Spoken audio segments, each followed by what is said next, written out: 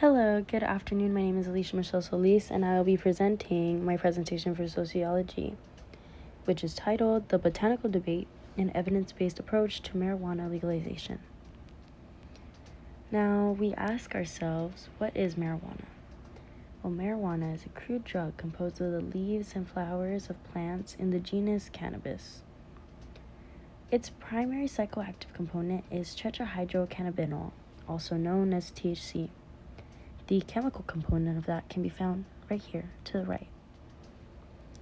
This affects the central nervous system to produce euphoria, altered sensory perception, and in some cases, therapeutic relief for chronic pain or nausea. Now, the issue with marijuana today is basically a huge shift from it being seen as a criminal drug to a legal business. It's a big deal because for decades, drug laws mostly targeted minority communities, so now there's a major push for social equity. Basically, just trying to fix those past wrongs by clearing records and giving those same communities a fair shot at the new legal market. At the same time, we're still trying to figure out how to balance the medical benefits and tax money with the actual safety risks, like keeping it away from kids and making sure that people aren't driving high.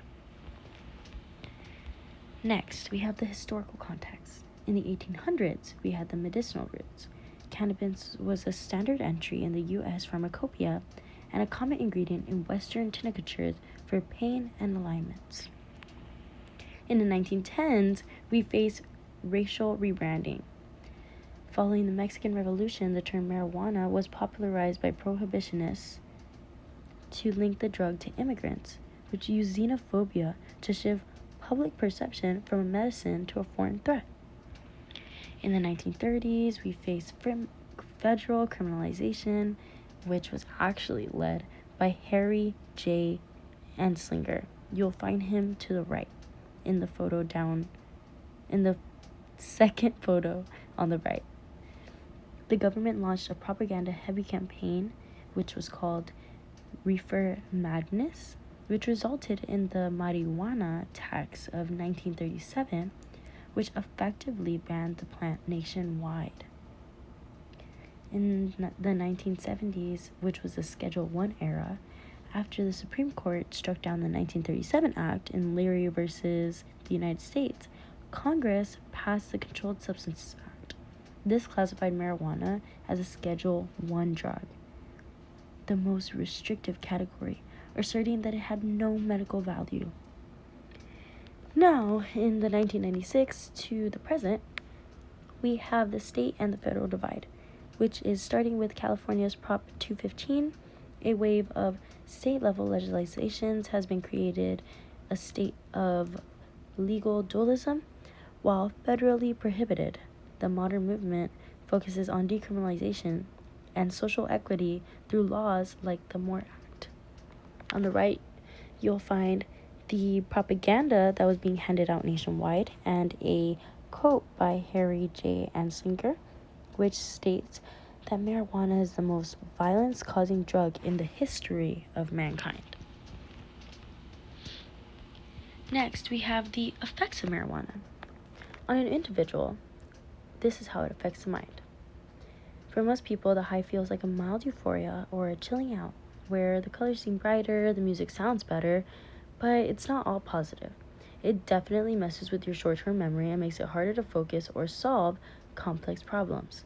When the dose is too high, especially with the high-potency stuff today, it can flip into a bad trip territory, causing paranoia, intense anxiety, or even temporary hallucinations and psychosis.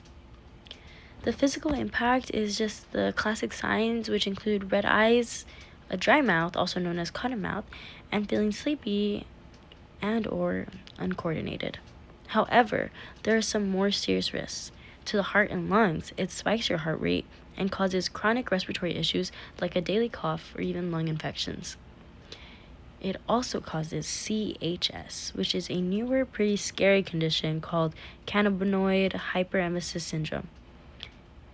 It can cause people to have uncontrollable cycles of vomiting and severe dehydration. Brain function and addiction.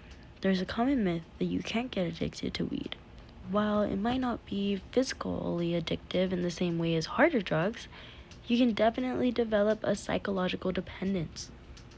On the brain, studies have shown that heavy users often have lower brain activity during the tasks that require working memory. Potency. Because modern marijuana is way more THC than it used to, the risk of developing a substance use disorder is actually higher than most people realize. Now, the greater society.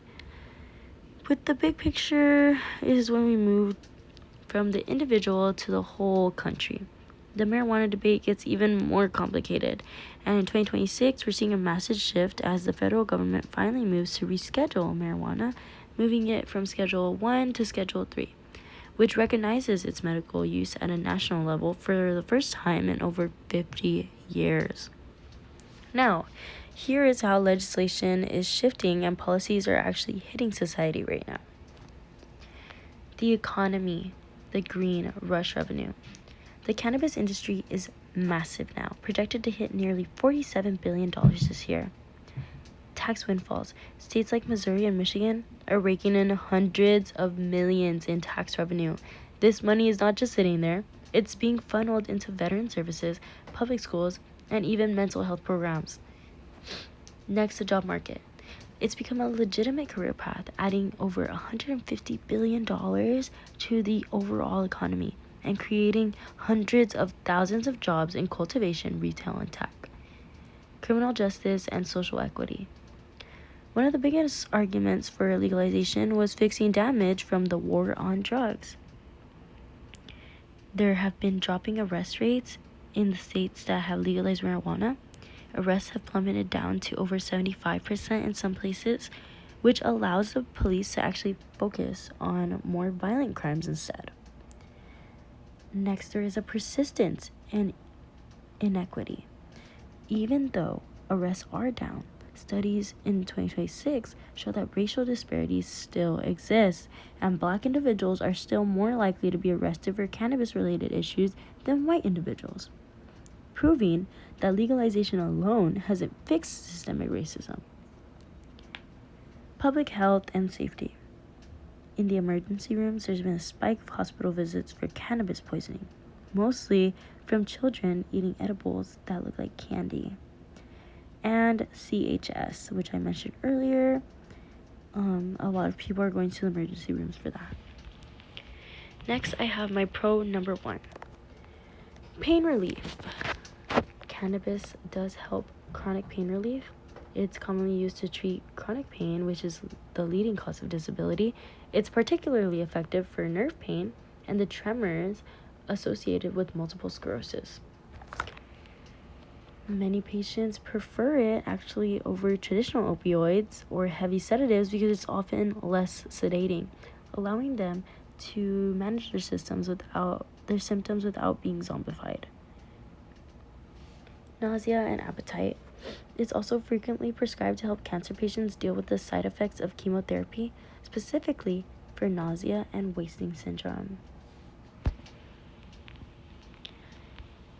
My second pro will be economic growth and tax revenue. Significant revenue streams have been found. Legalization created a green rush of tax revenue, providing states with millions of dollars that are often reinvested into public schools, infrastructure, and mental health services. The industry supports hundreds of thousands of jobs across sectors, including agriculture, retail,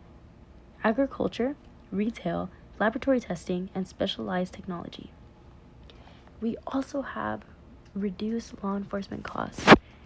By legalizing marijuana, the government saves billions on the war on drugs by reducing costs associated with arrests, court proceedings, and incarceration for non-violent offenses. Criminal justice reform. Legalization drastically reduces the number of arrests for low-level possession, which helps decrease prison overcrowding and prevents non-violent offenders from being trapped in the criminal justice system. Reallocation of police resources. Well, by removing marijuana from the active list of illegal substances, law enforcement agencies can shift their focus and funding towards solving violent crimes and improving community safety. Social equity and expungement. Modern policies actually often include automatic expungement, which clears the criminal records of people with past marijuana convictions, removing barriers to housing, employment, and education, and they can get their life back on track. Now we have our con number 1, mental and cognitive effects. Marijuana can cause altered senses, a changed sense of time, mood changes, impaired body movement, and difficulties with thinking, problem solving, and memory. In high doses, it may lead to hallucinations, delusions, and psychosis, with the risk of psychosis being the highest with regular use of high-potency marijuana. Heavy or long-term use has been associated with lower brain activation, while working memory tasks and potentially diminished cognitive performance. Research also suggests that marijuana use during teenage years is linked to an increased risk of depression in young adulthood. My con number 2 is physical health risks. There are respiratory issues with smoking marijuana that can damage lung tissues and cause respiratory problems, including daily cough, phlegm, and more frequent lung illness, and a higher risk of lung infections. Research indicates that smoking one marijuana joint can be as damaging to the lungs as 5 tobacco cigarettes, with higher concentrations of carbon monoxide and even tar. Marijuana can lead to an increased heart rate, which in turn raises the risk of a heart attack. There are cardiovascular risks. There is also a higher risk of heart attacks and strokes in the hours immediately after smoking cannabis. CHS, this condition involves regular cycles of severe nausea, vomiting, dehydration, and sometimes even needing emergency medical attention. There are risks to children and adolescents. Increased access and accidental exposure.